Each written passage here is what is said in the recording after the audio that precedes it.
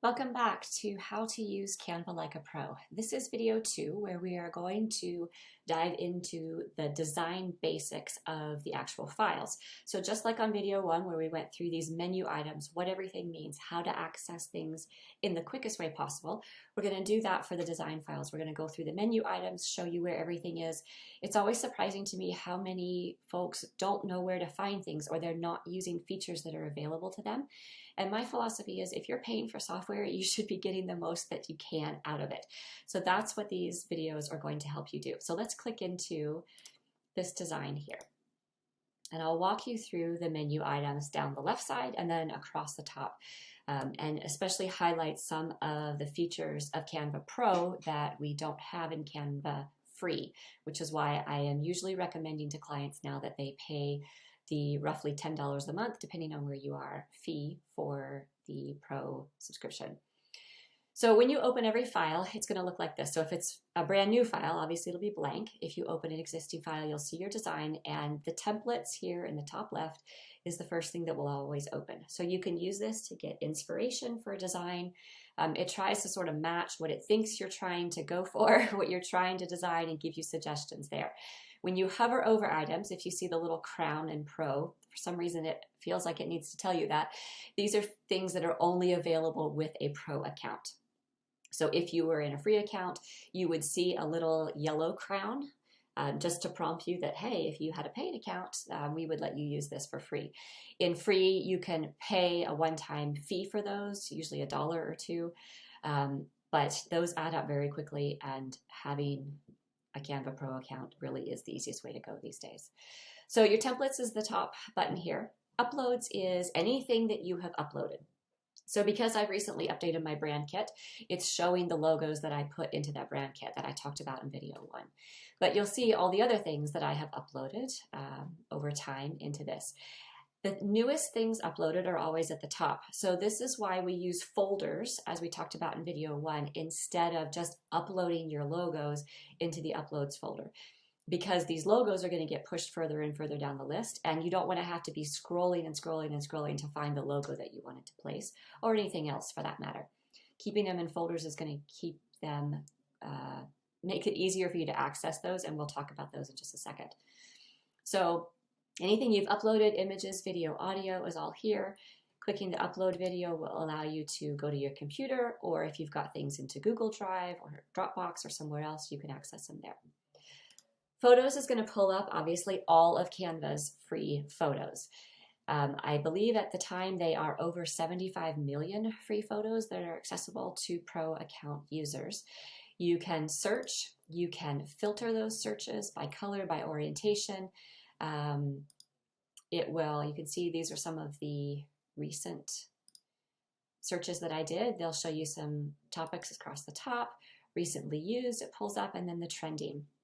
But you can type in any keyword, any color, any mood, anything, and it is going to pull up items there. So this is also where I was talking about, if I'm just scrolling through photos, I'm like, oh, I really like this photo. I don't need it right now, but I might want to use it in the future. So when you hover over it, you'll see these 3 dots. And when you click on those 3 dots, you'll get a little menu like this. And this is where you'll see there's keywords. So if you really like that photo and you're like, I wish I could find some other photos kind of like that, take a look at these keywords, because that's going to tell you the keywords tied to this photo, and you can kind of figure out which ones might work as a search item for something else. So you can add it to your likes, but as I said before, the best thing is to add it to a folder. So when you click add to folder, it's going to let you choose the folder you want. So Canva stock is what I always recommend. And then you just click move here, and it will move it into that spot for you. The other option is when you see that keyword there. So when you click on the 3 dots, and you'll see these, instead of trying to remember them, you can actually just click on the keyword and it's going to pull up a like search there. All right, super handy little quick search tips for photos. The next item is elements. So elements is everything basically except photos and audio and video. Any kind of graphic, any kind of frame for photos. So all of these items that have the little cloud and the sky background and the green hills, the intention of those is that you use this as a photo frame. So you can select it and then you can add your own photo or a Canva stock photo into it. All right, just going to delete that there for now. We'll come back to more of how we actually are going to design these files in a later video. So graphics, charts, gradients, all these types of things will be in this Elements tab. And again, you can search just like you did with photos. You can search for dotted lines, you could search for line, you could search for frames. All of those keywords you can put in here, and again, you can filter them so that you narrow your search. Text I don't usually use, and that's because normally I just start a text box, but this is where that brand kit comes in handy. So if you click add a heading, it's going to grab the settings that you set in your brand kit. So it's going to be the same font, same size, same weight here, and it's going to put a new box. And then you can, of course, scale it, edit it, all of that stuff there. Same for subheading and same for body text. Styles is not something I use very often because I'm setting up custom styles for clients in Canva, and you probably are setting your own styles as well. But if you're really stumped and you need some ideas, this is where it will suggest some fonts, some color palettes, some things for you to use. Audio, super great feature. I think free Canva has 1 or 2 audio and video files that are free to use. With Canva Pro, you have tons. So it gives you the length of time. So if you're creating Instagram stories or anything with video, could be a slideshow or something like that as well, you get to choose from a lot of different options of music here. And then the exact same thing with videos, except it's video format, obviously, instead of audio. Search works the same, filters work the same, everything there. And same thing with the 3 dots. You can also, oh, you can't save it, but you can search other similar video file formats by using those keywords there, right? Background is similar to photos, but the intention of these photos is that they can be used as a background. So you'll see a lot of times they're generally all one color or one shade. Some of them are busier, but most of them are kind of quieter and more subdued. The intention being that you could overlay text over top or another graphic or a logo or something like that. So just a little bit different. It's sometimes you can just find those as easily in the photos, but if you want to just scroll through and look, the background tab is a great one to use. And then this is my favorite. So this is where you see your folders. So these are all default ones that exist already in Canva, your logos that have come from your brand kit, and then all of those custom ones that you've created. So as you create more, they will show up in this list here. And you can move them, share it, delete, rename from here as well. When you click on one, so let's say I want my logos to show up, you click on it, I can see them, but you'll see it added it down the left side here. And you can add as many as you want, and you'll just have to scroll down longer and longer if you make a longer list there. This is where it comes in really handy for you to be able to just open your logos folder instead of relying on scrolling through the Uploads tab here. So it's super handy to use, easy to access, easy to keep everything really organized and clean, and the best way to find your files. More here has all kinds of other apps and integrations that you can connect with. It can, and most of them, honestly, I don't even know what a lot of these things are, but you can integrate them here with your Canva account. So for example, if I had a folder of images or logos on Google Drive, I could link to my Google Drive account here, and it will pop up the menu to allow access and all the privacy type connections that we're used to seeing. And then you can find the folders that have those images there in Google. So if you're storing a lot of stuff on Google Drive or Dropbox or any place like that, super handy way to access those there. So that's the left side of the menu bar. Across the top, we're not going to get into the actual design pieces here, but some great features. Let's just delete this so it's out of the way. Across the top, you've got your file name. You can create a new design straight from in here, so you don't have to go back to home. But showing rulers, guides, margins, and print bleed are handy things that are available in Canva Pro. So rulers is going to, I'm familiar with Adobe Creative Cloud. I think Microsoft Word and those kinds of things have it as well. And it shows you ruler bars, and you can also show guides. So let's say you're creating a multi-page, a slideshow or Instagram story, and you're wanting everything to line up the same on each page. So you'll see I've set a guide here. I can move it. So it's going to snap to some of the things that are already in the file, just like designing does. And then as I scroll through, so you don't see it yet, but as you scroll down to the next page, you'll see that guideline pop up. So once you have your guide set, you can use the rulers to do that. You can actually turn the rulers off. And again, this is a great place where you can use shortcut keys, but I want you to see where they are in the menu bar.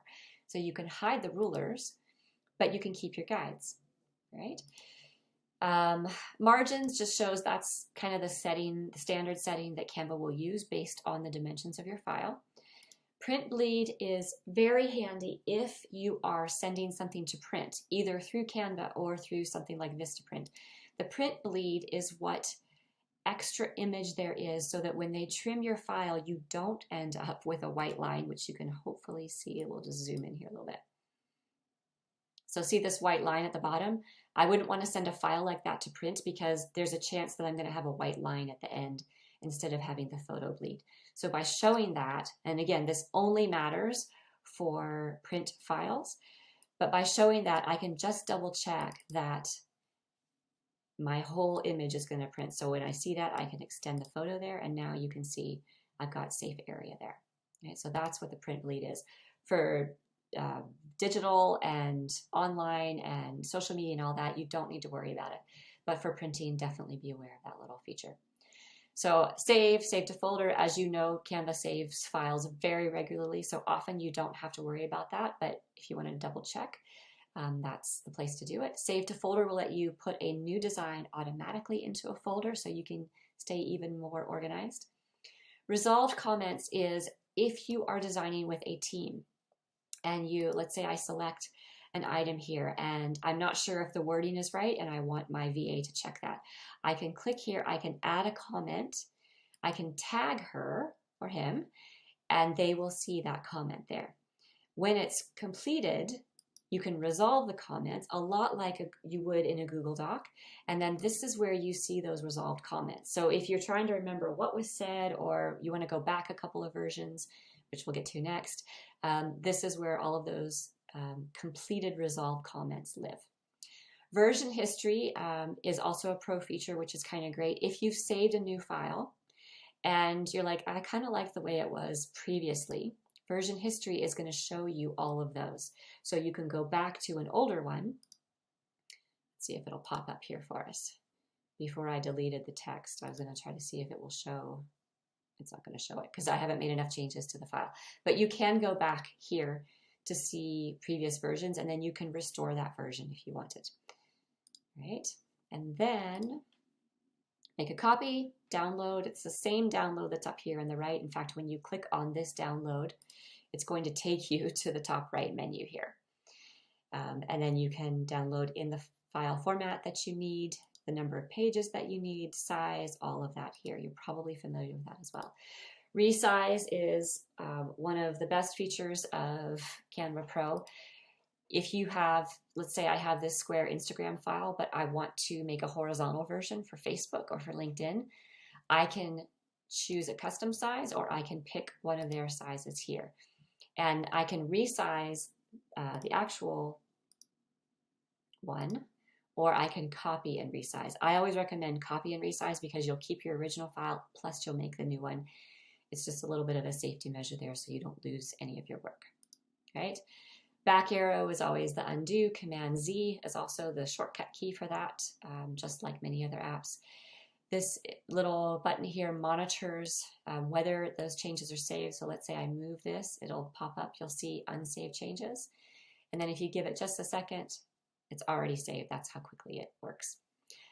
Share is for sharing with team members or with someone outside your team.